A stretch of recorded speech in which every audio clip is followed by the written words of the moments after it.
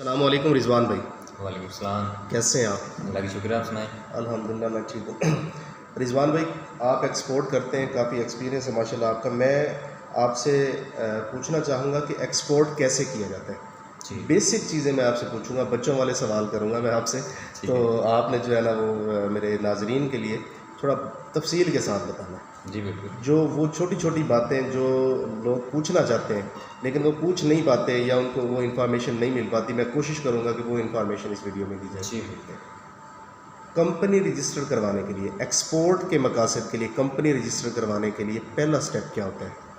सबसे पहला स्टेप है कि हमने अपनी कंपनी का नाम सेलेक्ट करना है कि हमने अपनी कंपनी का नाम रखा क्या है। उसके लिए हम अपनी कंपनी के कोई भी मुनासिब सा नाम देखते हैं कि जो हमारे बिज़नेस को शो कर सके।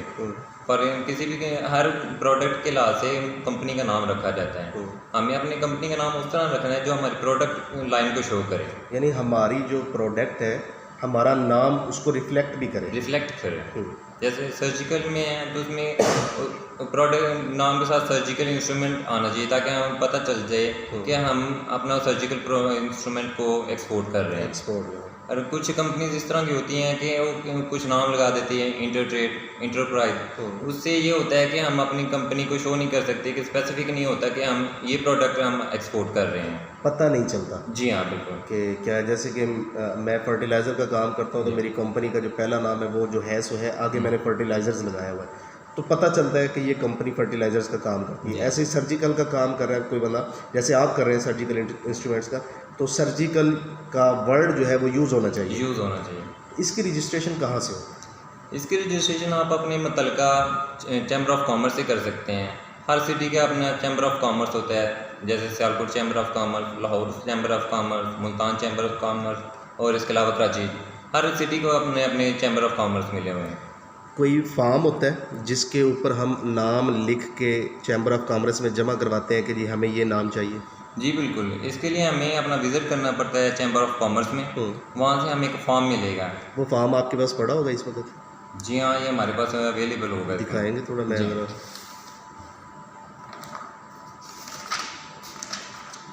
जी, ये जी।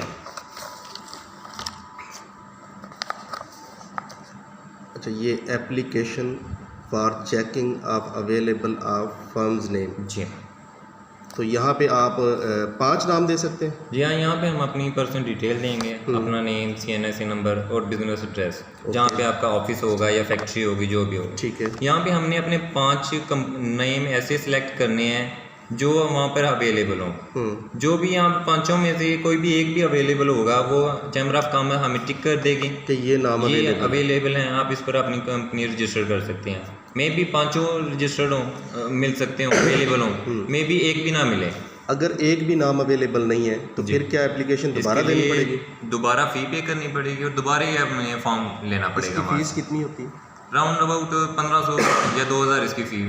1500 से 2000। 1500 से 2000 इसमें होगा। यानी ये 5 नाम अगर एक मरतबा में अवेलेबल नहीं है तो फिर आप दोबारा फीस जमा करवा के दोबारा ये फॉर्म फिल करेंगे? हाँ, उसके लिए हमें नाम चेंज करना पड़ेगा।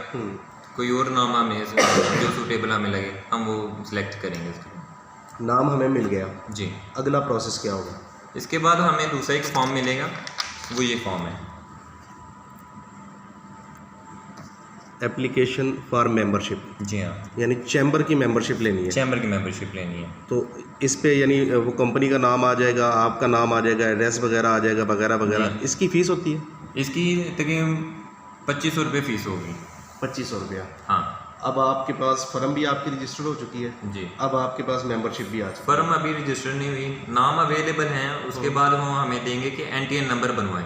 NTN जो हमें FBR से जाके मिलेगी, national tax number. National tax. ये तो ऑनलाइन बंदा खुद भी बना सकता है। अगर किसी को बहुत ज़्यादा कोई एजुकेशन है कंप्यूटर के और ऑनलाइन के हवाले से तो वो जाके ले सकता है। पर इसमें जो है ना प्रोसीजर बहुत ज़्यादा होता है, बहुत ज़्यादा डिटेल में हमें उनको इन्फॉर्मेशन देनी पड़ती है। किसी लॉयर से करवा ले तो ज़्यादा अच्छा है। कुछ लॉयर जो होते हैं वहाँ से जा हम उनको कुछ उनकी फ़ी देते हैं। हाँ, तकरीबन 1000 रुपये उनकी टैक्स की फ़ी है इनको, वो जाके हमें पे करनी पड़ती है। वो हमें नेक्स्ट डे हमें सारा फॉर्म दे देती हैं। अब हमारे पास फर्म का नाम भी है, मेंबरशिप भी है। मेंबरशिप अभी नहीं है। अभी नहीं है।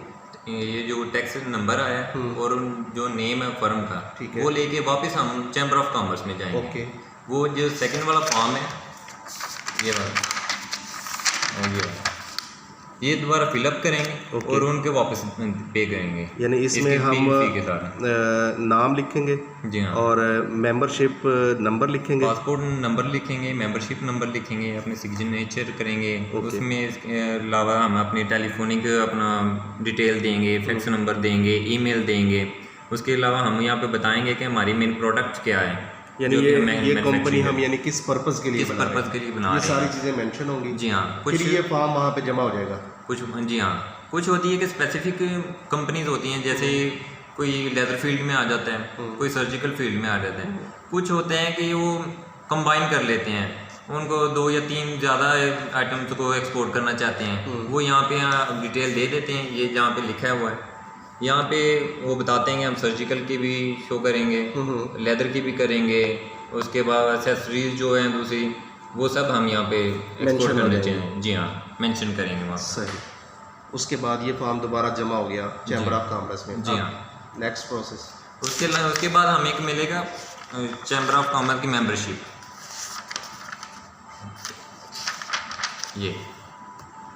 ये हमें एक कार्ड इशू होगा वहाँ से, मेंबरशिप कार्ड मिल जाएगा। जी हाँ, यानी अब आप बाकायदा चैम्बर ऑफ कॉमर्स के मेंबर बन चुके हैं बन चुके हैं, और फर्म भी रजिस्टर्ड हो चुकी है, फर्म हो गई है रजिस्टर। नेशनल टैक्स नंबर हमारा बन चुका जी है। बिल्कुल। अब हम कानूनी तौर पे अपना काम स्टार्ट कर सकते हैं। जी हाँ बिल्कुल, हम कानूनी कर सकते हैं अब। इसी फर्म के नाम पे अब हम अपना बैंक अकाउंट खुलवाएंगे, जी हाँ, इसी का लेटर हेड बनवाएंगे। लेटर हेड अगर बनवाएंगे, विजिटिंग कार्ड बनवाने हैं तो वो भी इसी के उससे इसी सेम कंपनी के बनवाने पड़ेंगे Same हमें। अब हम कानूनी तौर पे एक्सपोर्ट करने के मजाज हो चुके हैं। जी बिल्कुल। खा वो कोई भी चीज़ है, मिसाल के तौर पे वो फ्रूट्स हो सकते हैं, वो फर्नीचर हो सकता है, वो मशीनरी हो सकती है, वो इंस्ट्रूमेंट्स हो सकते हैं, कोई भी चीज़ है। अब हम एक्सपोर्ट करने के लिए रेडी हैं, हमारी कंपनी रजिस्टर्ड हो चुकी है। अब मरहला ये आता है कि जी हमने कंपनी तो बना ली, जी हमने ऑफिस भी बना लिया, हम ऑफिस में बैठ भी गए, अब हम एक्सपोर्ट के लिए कस्टमर्स कैसे ढूंढें? कस्टमर अब 2 तरह में होते हैं। एक तो हम ऑनलाइन सर्च करते हैं, फॉर एग्जांपल गूगल से करते हैं। जिस भी प्रोडक्ट है हमारी, जिस तरह की भी है, फूड्स में है, लेदर में है, सर्जिकल में है, हम गूगल पे जाके सर्च करते हैं, बाय कंट्री सर्च करते हैं, बाय सिटी सर्च करते हैं। वहाँ से हमें उनका ईमेल एड्रेस मिल जाता है, तो वहाँ हम उनको ईमेल अपनी करते हैं, हम अपने आप को इंट्रोड्यूस करते हैं, अपने आप को इंट्रोड्यूस करेंगे और हमारी अपनी कंपनी को इंट्रोड्यूस करेंगे कि हम ये चीज़ मैन्युफैक्चर कर रहे हैं। उसके बाद हम उनसे कम्युनिकेशन करेंगे। अगर कस्टमर चाहता होगा कि हमसे प्रोडक्ट लेना, वो हमसे खुद कांटेक्ट कर लेगा। फिर उसके बाद हम उनसे तय कर लेंगे कि हमारी ये प्रोडक्ट है, हमारा ये रेट है, इस तरह हम वो कर लेंगे। यहाँ पे मेरा एक और सवाल है जी, क्या एक्सपोर्ट करने के लिए मैन्युफैक्चरर होना ज़रूरी है? बिल्कुल ज़रूरी नहीं है। कस्टमर को चाहिए उसकी प्रोडक्ट और उसका रेट। जो प्रोडक्ट उसके रेट के अकॉर्डिंग मिल रही है, वो बिल्कुल ये ज़रूरी नहीं कि हम बाकायदा हमारी कंपनी हो, इसमें हम मैन्युफैक्चरिंग कर रहे हो, हमारी मशीनरी लग रही है, कुछ ज़रूरी नहीं है। हम आउटसोर्स भी कर सकते हैं। बिल्कुल कर सकते हैं। आउटसोर्स करने की सूरत में हम इनवाइस अपनी ही देंगे या उस कंपनी की देंगे जिससे हमने प्रोडक्ट परचेज किया? नहीं, इनवाइस हम उसकी देंगे जिससे हम अपनी शिपमेंट भेज रहे हैं। यानी आप अपने नाम की, अपनी कंपनी के नाम की इनवाइस आगे भेजेंगे? जी हाँ, हम अपनी कंपनी। गुड। अब सिर्फ गूगल का सहारा नहीं लिया जा सकता, नहीं, इसके अलावा और क्या ऐसी चीज़ें हो सकती हैं जिससे हम अपना कस्टमर ढूंढ सकें? इसके अलावा होती हैं कि एक्सपो लगते हैं, हर कंट्री में एक्सपो लगते हैं। उसके अलावा हर डिफरेंट अपना प्रोडक्ट के हवाले से लगते हैं। सर्जिकल का अलग से एक्सपो लगेगा, लेदर फील्ड का अलग से लगेगा, और वेजिटेबल फ्रूट्स इनका अलग से लगेगा। लाहौर में एक्सपो सेंटर है? जी हाँ। सियालकोट में भी है? सियालकोट में नहीं है, लाहौर में और कराची में है। लाहौर और फिलहाल कराची में। यानी एक्सपो में अगर आपने जाना है तो लाहौर और कराची में ही जाना है। लाहौर और कराची। गुड। वहाँ पे आप यानी अपनी प्रोडक्ट को, अपनी कंपनी को इंट्रोड्यूस करवा सकते हैं। इंट्रोड्यूस करें। क्या एक और सोर्स भी तो है कि हम अपना वेबसाइट बना लें और उस वेबसाइट को आगे जो है ना मार्केट में डालें? वेबसाइट जो है ना, ये ऑनलाइन मार्केटिंग का ये एक तरीका है। अगर वेबसाइट होगी तो हम अपने कस्टमर को मेल कर सकेंगे क्योंकि हम अपनी पर्सनल जीमेल या ईमेल से हम अपने उसको इंट्रोड्यूस नहीं कर सकते और ना ही वो हमें इसका जवाब देगा। सही। जब हमें अपनी एक बाकायदा वेबसाइट बनवाएंगे तो उसके ईमेल के थ्रू हम उसको ईमेल करेंगे और उसको पता होगा कि ये वाकई एक कंपनी है, ये बाकायदे का रजिस्टर्ड बंदा है। क्योंकि वेबसाइट के ऊपर हमारे सारे डॉक्यूमेंट शो होंगे, हमारे सर्टिफिकेट शो होंगे कि हम ये हर अदारे से हम रजिस्टर्ड हैं, हमारा ये सर्टिफिकेट है। यानी आपकी कंपनी एक तो फिजिकली कहीं पे मौजूद है। जी हाँ। आपका जो सॉफ्ट इमेज है या सॉफ्ट चेहरा है वो आपका वेबसाइट दिखाएगा पूरी वेबसाइट दुनिया को दिखाएगा। कि हम क्या है जी और हाँ। क्या करते हैं।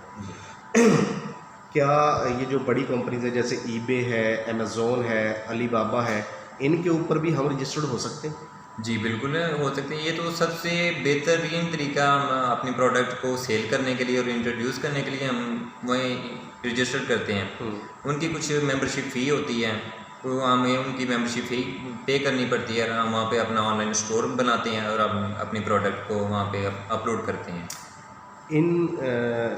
जो ये है अलीबाबा है या अमेज़ोन है, इनको हम कांटेक्ट कैसे करें कि हम अपना यहाँ पे अकाउंट खोलना चाहते हैं? और जो सिटी है, जो मेन सिटी इंडस्ट्रियल एरिया है, वहाँ पे इनके ऑफिसेज बने होते हैं। अलीबाबा के हैं, अमेज़ोन के हैं, दराज पीके के हैं, इनके सब के। तो आप वहाँ से जाके उनसे कांटेक्ट करें, वो आपको टोटल गाइड कर देंगे कि हम आपने कौन सी कैटेगरी में आना चाहते हैं, आपकी कौन सी प्रोडक्ट है, आपको कितने स्टोर्स अवेलेबल होंगे और कितनी सेल आप कर सकते हैं। सेल कर सकते हैं वो उसके हिसाब से आपका फीस पे करके आपके अकाउंट खोल। जी हाँ, उनकी 2 से 3 कैटेगरीज होती हैं, उस हिसाब से आपको पे करना पड़ेगा और उसी तरह आपको वहाँ पे स्टोर आपको ऑनलाइन दे देंगे। हमने कोई भी सोर्स इस्तेमाल करते हुए, गूगल को यूज़ करते हुए, वेबसाइट को इस्तेमाल करते हुए, अमेज़ॉन, दराज पीके, कोई भी, हमने एक कस्टमर ढूंढ लिया या हमें एक कस्टमर मिल गया, हमने उसको सेटिस्फाई कर लिया, हमारे रेट्स तय हो गए। जी हाँ।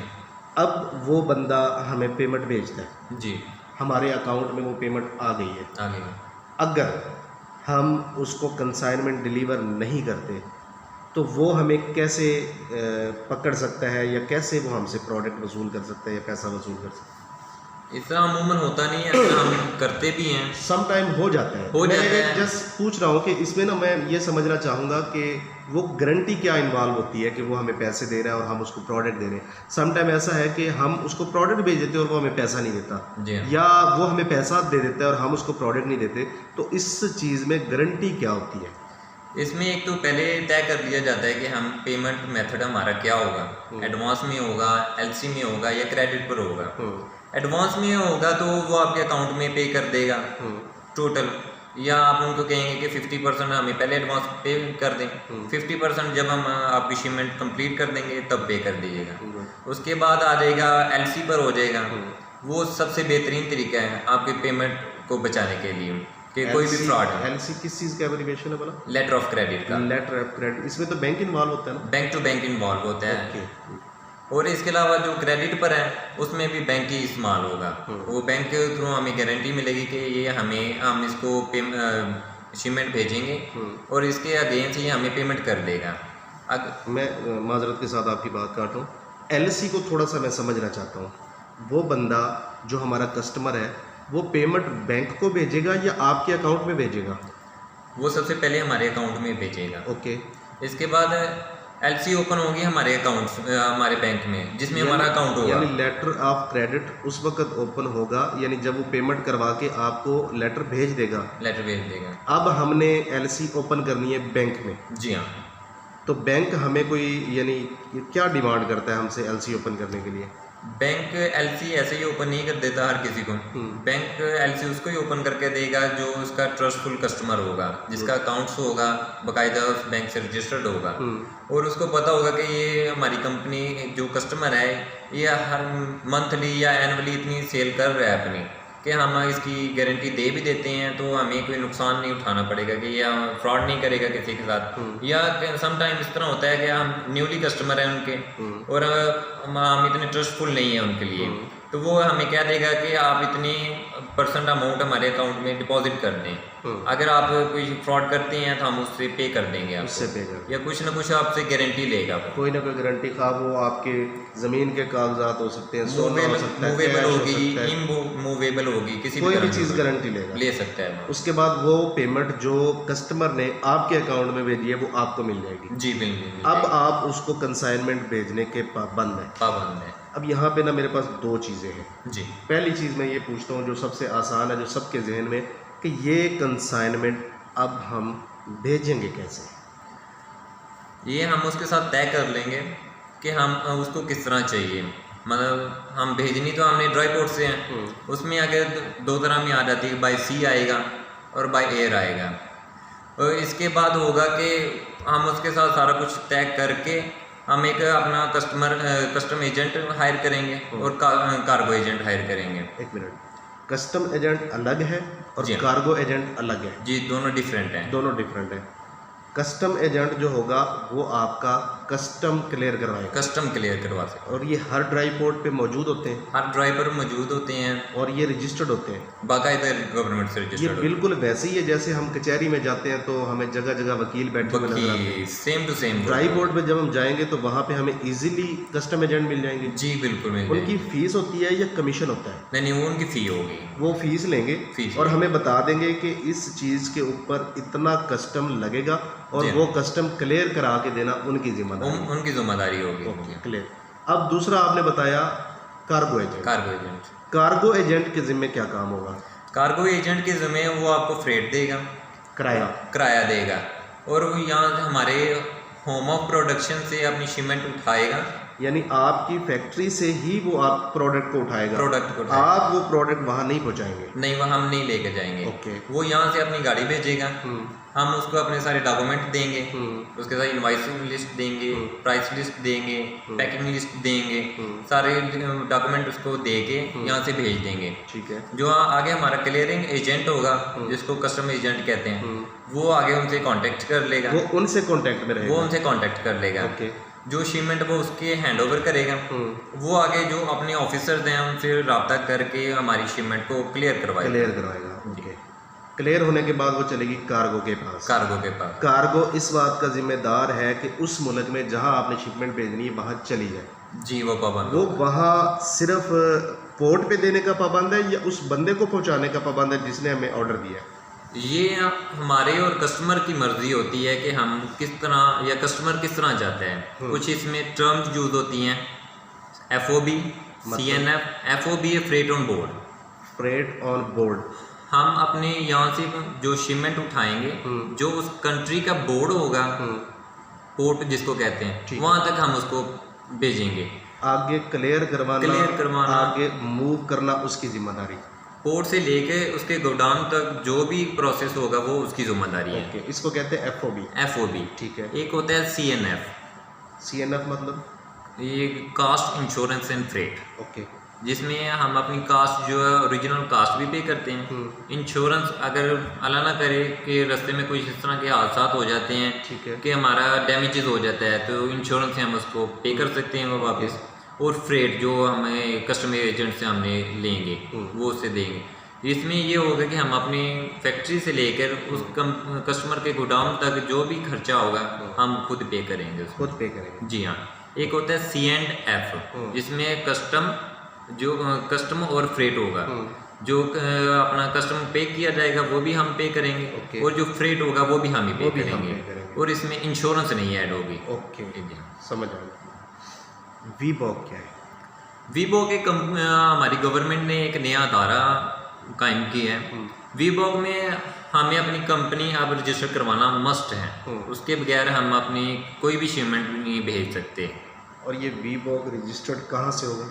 ये हमारे ड्राई पोर्ट से रजिस्टर होगा, वहाँ से एक अलग से एक अदारा कायम कर दिया गया है। ठीक है। वहाँ से जाके हम अपना फॉर्म लेंगे, उनको अपनी डिटेल देंगे और उनको बताएंगे कि हमारी ये कंपनी है, हम ये काम करते हैं, और हमारी जो भी टोटल डिटेल होगी जो हम चैम्बर ऑफ कॉमर्स में दी है वही डिटेल उनको देंगे। इसका पर्पज़, वीबॉक का पर्पज़ असल में क्या है कि जो हमारा कस्टमर है वो अगर हमें वेरीफाई करना चाहता है तो वो वीबॉक के ज़रिए वेरीफाई करेगा कि हम रजिस्टर्ड हैं या नहीं, या चैम्बर ऑफ कॉमर्स के ज़रिए वेरीफाई करेगा कि हम रजिस्टर्ड हैं या नहीं? सबसे पहली बात तो है कि कस्टमर ने हमें वेरीफाई करना है तो चैम्बर ऑफ कॉमर्स में जाएगा। ओके, चैम्बर ऑफ कॉमर्स से हमारी डिटेल लेगा। ठीक है, उसके बाद वेरीफाई करने के लिए वो हमारे बैंक अकाउंट चेक कर सकता है। ठीक है। उसके बाद वीबुक तो अभी न्यूली गवर्नमेंट ने स्टार्ट किया है, ये भी एक वेरिफिकेशन का ही तरीका है। और जो हमारे जो कंपनीज है उसको गवर्नमेंट लिस्ट में एंटर करने के लिए उन्होंने ये अदारा बनाया हुआ है। सही, यानी वीबॉक लेना भी लाजिम है। लाजिम है। इसका फीस भी है? इसकी फ़ी आपको वहाँ पे जाके पता लगेगी कि इसकी फ़ी कितनी है। राउंड अबाउट 4 से 5 हज़ार इसकी फ़ी होगी वहाँ पर। ठीक है। ठीक है, और जो हमें ऑन टाइम वहाँ पे पे करनी पड़ेगी। जो हम चैम्बर ऑफ कॉमर्स से मेंबरशिप लेते हैं, जी हाँ, वो परमानेंट होती है या रीन्यू करवानी पड़ती है? हर एनुअली हमें उसको रीन्यू करवानी उसकी पड़ेगी। हर साल हमें फीस पे करना? जी हाँ, उसकी तकरीबन 3500 फीस है, वो हमें हर साल पे करनी पड़ेगी। जो वीबॉक है ये हर ड्राई पोर्ट का अलग है या एक मरतबा बन गया तो वो पूरे पाकिस्तान में एप्लीकेबल है? नहीं, ये हर ड्राई पोर्ट का एक अलग हर अदारा ड्राई पोर्ट बनाया का हुआ अलग है। जी हाँ, यानी वो वीबॉक नंबर हमें हर उस ड्राई पोर्ट से लेना जहाँ से हम प्रोडक्ट भेजना चाहते हैं। जी हाँ। क्या प्रोडक्ट वसूल करने के लिए भी वीबॉक चाहिए? नहीं, प्रोडक्ट जब हम इंपोर्ट करेंगे उसके लिए ये प्रोसीजर नहीं होगा। हम कम से कम कितनी क्वांटिटी एक्सपोर्ट कर सकते हैं और ज़्यादा से ज़्यादा की कोई लिमिट है या जितना मर्जी भेजें? कम से कम जो है ना, हम अपने 1 या 2 पीसेज आते हैं वो सैंपल्स में हैं और जो कि ये शिपमेंट में नहीं आते हैं। राउंड अबाउट अगर 10 kg आपकी शिपमेंट का वेट है तो ये शिपमेंट में नहीं आएगा, ये सैंपल में आएगा। और उसके ऊपर ना तो कोई कस्टम एजेंट अपना कोई हायर करना पड़ेगा, ना ही हमें कोई कस्टम ड्यूटी पे करनी पड़ेगी, ना ही हमारे कस्टमर को। ओके। और इसकी ये अनलिमिटेड होती है कि वो आप पर होता है कि आप कितनी पे अपना भेज सकते हैं, जितना मर्जी चाहें हम जी भेज हाँ। सकते हैं। एक्सपोर्ट बाय एयर भी होती है और बाय सी भी होती है। बाई सी होती है। जो बाय एयर होती है वो कॉस्टली होती है और जो बाय सी है वो ज़रा लेस कॉस्टली होती है। ओके। अब अगर कोई चीज़ है 1, 2 कार्टन, 4 कार्टन, 5 कार्टन, उसको तो बाय एयर ही भेज देना बेहतर होता है। जी हाँ, बाय एयर भेजने के लिए कौन सी कंपनीज जो है वो सूटेबल है?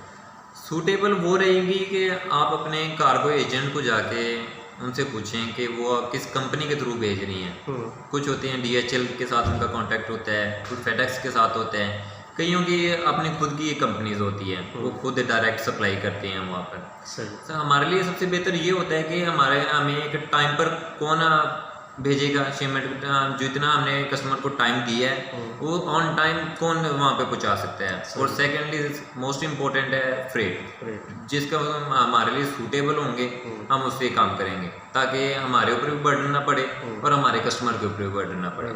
ये जो कार्गो एजेंट्स होते हैं जी, ये रजिस्टर्ड होते हैं? ये बाकायदा गवर्नमेंट से रजिस्टर्ड होते हैं और इनको एक लाइसेंस इशू किया जाता है। यानी ये इन पे ट्रस्ट किया जा सकता बिल्कुल ट्रस्ट किया जा सकता है। है। क्या इसके लिए कोई एक्नॉलेजमेंट भी चाहिए होती है कि आपकी प्रोडक्ट वहाँ पहुँच गई है, जी। तो वो यानी जो डॉक्यूमेंट्स डुप्लीकेट वहाँ पे जाते हैं वो वहाँ पे सिग्नेचर एंड स्टैम्प करके आपको भेजे, ये लाजिम होता है? जी बिल्कुल, एकदम हमारा कस्टमर हमें इन्फॉर्म करेगा कि हमारी शिपमेंट चली गई है। और दूसरा जो हमने अपने डॉक्यूमेंट्स साथ में अटैच किए थे, प्राइस लिस्ट, पैकिंग लिस्ट और दूसरे डॉक्यूमेंट्स, वो कंपनी द्वारा अपने स्टैम्प एंड साइन करके हमें वापस भेजेगी और उसके थ्रू ही हम अपनी रिमाइंडिंग जो हमारा बैलेंस होगा बैंक में, जो हमारी पेमेंट होगी, हम वो पेमेंट डॉक्यूमेंट दिखा के हम अपनी पेमेंट निकाल सकते हैं। जो बड़े एक्सपोर्टर्स जी हैं हाँ। उनके कंपनीज के साथ या अफराद के साथ अच्छे ताल्लुकात बन जाते हैं, जी वो तो उनके साथ क्रेडिट भी करते होंगे। जी बिल्कुल, क्रेडिट करते हैं। तो गवर्नमेंट की तरफ से कोई क्रेडिट टाइमलाइन भी है कि इतने अरसे के अंदर पैसा वापस आना चाहिए, या बस क्रेडिट कर दिया वो ले ले ना ले ना ले? अब पहले इस तरह होता था कि वो हम उनके साथ क्रेडिट कर लेते थे, तो अगर हम कभी जाते थे उस कंट्री में विजिट करते थे तो हम उनसे ले लेते थे, या हमें ज़रूरत होती थी तो हम उनको कह देते थे कि हमें पेमेंट चाहिए, हम भेज दें। अब गवर्नमेंट ने एक अदारा अपना रूल बना दिया, जैसे वीबुक है, उसमें हमें शो करना पड़ता है कि 3 महीने तक हम अपनी पेमेंट को अपनी कंट्री में लेके आने के लिए पाबंद हैं उसके। यानी असल में वीबॉक इस चीज़ को भी इंश्योर करता है जी कि जो आपने वहाँ पे चीज़ भेजी है उसकी पेमेंट इन टाइम यानी 90 दिन के अंदर वापस पाकिस्तान आनी चाहिए। जी हाँ, बिल्कुल आनी चाहिए। सही, गुड। अच्छा, ये जो आपके पास ये है फाइल पड़ी हुई है इंपोर्ट एंड एक्सपोर्ट के हवाले से कंप्लीट जो है वो प्रैक्टिकल ट्रेडिंग नोट्स, ये कोई भी बंदा हासिल कर सकता है? जी हाँ, बिल्कुल कोई भी ले सकता है। किसी भी चैम्बर ऑफ कॉमर्स में जाके वहाँ से ले सकता है? नहीं, ये चैम्बर ऑफ कॉमर्स के तो नहीं है, अच्छा ये हमारे पर्सनल के हैं। अच्छा, ये पर्सनल पर्सनल है, हमने यूज़ करने के लिए रखे हुए हैं। जी हाँ। गुड, बहुत अच्छा लगा जी आपसे बात करके, बड़ा मज़ा आया और उम्मीद करता हूँ कि जो इस वीडियो को देखने वाले हैं उनको भी ये वीडियो अच्छी लगी होगी, पसंद आई होगी।